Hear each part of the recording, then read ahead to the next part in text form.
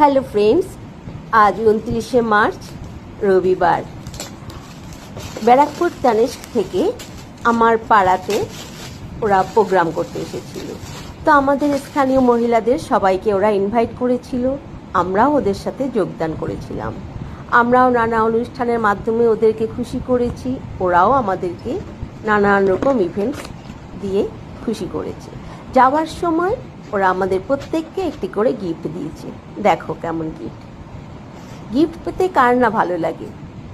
সাথে এক প্যাকেট মিষ্টিও ছিল। আমি তো খুব খুশি। দেখো কেমন। Thank you Tanishq. এবার মিষ্টির প্যাকেট খুলব। তবে মিষ্টিগুলো খুবই সুন্দর। একটি ভেজিটেবল চপ ছিল এবং 3টে ভ্যারাইটিস, খুব সুন্দর।